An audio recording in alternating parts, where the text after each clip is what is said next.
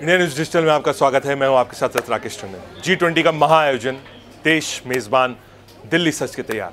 लेकिन जो निगाहें रहेंगी विश्व की या भारत की, जानकारों की, G20 में आने वाले प्रतिनिधियों की, वो सबसे ज्यादा निगाहें अगर होंगी तो वो निगाहें होंगी अमेरिका और भारत पर। दो बड़े देश, दो बड़ी डेमोक्रेसीज, यानी जो बाइडेन और प्रधानमंत्री नरेंद्र मोदी। ये दो सबसे आप कहिए अहम किरदार होंगे इस G20 में।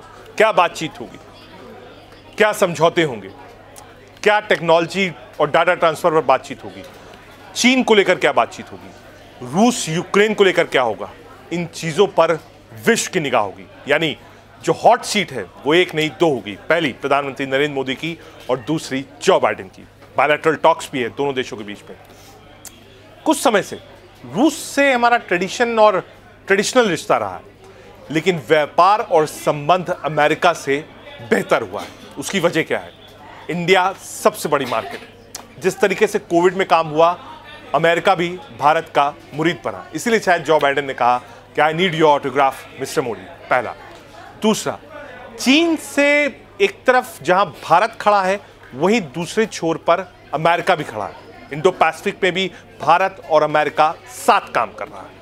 इसलिए अमेरिका भी चाहेगा कि चीन से अगर भारत के संबंध बहुत अच्छे नहीं है और चीन से अमेरिका के भी संबंध अच्छे नहीं है, तो भारत और अमेरिका को इस पॉइंट पर साथ रहना चाहिए। दूसरा, अमेरिका यह भी चाहेगा कि भारत और रूस के जो रिश्ते हैं वो संयमित रिश्ते हों, क्योंकि अमेरिका जानता है कि ये पुराने दोस्त हैं।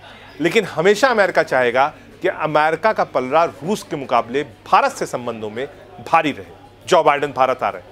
आने से पहले बहुत बार ये हुआ था कि शायद वो भी ना आ पाए, क्योंकि उनकी वाइफ कोविड पॉजिटिव थी और इनकी भी रिपोर्ट अवेटेड थी। लेकिन आने के बाद तुरंत घोषणा करी व्हाइट हाउस ने कि नहीं, जो बाइडेन आएंगे और बायलैटरल में होंगे। तुरंत प्रधानमंत्री नरेंद्र मोदी से मुलाकात भी करेंगे। दरअसल अमेरिका को लगता है कि ये जो एक वर्ल्ड ऑर्डर चेंज हो रहा है, इसमें भारत की बहुत प्रमुख भूमिका होने जा रही है। ऐसे में भारत को अमेरिका आज के दिन निगलेक्ट नहीं कर सकता। एक कदम आगे बढ़ के दोस्ती करने को तैयार है। इस दोस्ती को विश्व देखना चाहेगा। भारत अमेरिका को कैसे देखता है?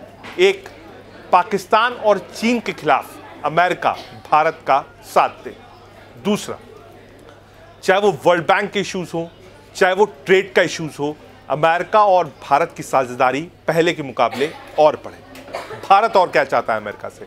भारत ड्रोन्स चाहता है, जेट इंजन ट्रांसफर टेक्नोलॉजी चाहता है, भारत चाहता है न्यूक्लियर रिएक्टर्स चाहता है, भारत ड्रोन्स चाहता है।